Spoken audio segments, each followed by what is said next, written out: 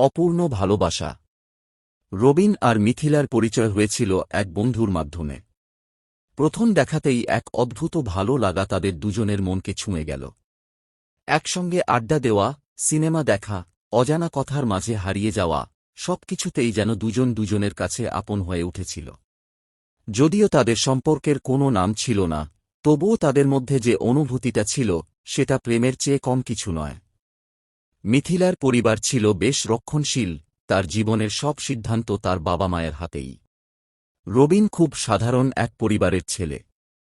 মিথিলাকে সে তার মনের গভীরতম ভালোবাসা দিয়ে বোঝাতে চাইত, কিন্তু তার জীবনেও অনেক সীমাবদ্ধতা ছিল। দুজনের ভবিষ্যৎ নিয়ে রবিন অনেক স্বপ্ন দেখত, কিন্তু মিথিলা জানত তাদের সম্পর্কের ভবিষ্যৎ অন্ধকার।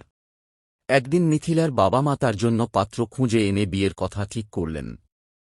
মিথিলা এই সংবাদটা যখন রবিনকে জানায়, রবিনের হৃদয় ভেঙে যায়। সে জানত তারা একে অপরকে ভালোবাসলেও বাস্তবতা বড়ই নির্মম। মিথিলা পরিবারের কথা ভেবে চুপ করে গেল এবং রবিনের সাথে ধীরে ধীরে দূরত্ব বাড়াতে লাগল। বিয়ের দিন এসে গেল। মিথিলার চোখে জল। রবিন সেই খবর পেয়ে তার বাড়ির সামনে অপেক্ষা করছিল। সে ভেবেছিল হয়তো মিথিলা আসবে, শেষবারের মতো তাকে জড়িয়ে ধরবে, কিন্তু মিথিলা আর আসেনি। বিয়ের আয়োজন সম্পন্ন হয়, মিথিলা আর রবিনের গল্প এখানেই শেষ হয়। কিন্তু ভালোবাসা,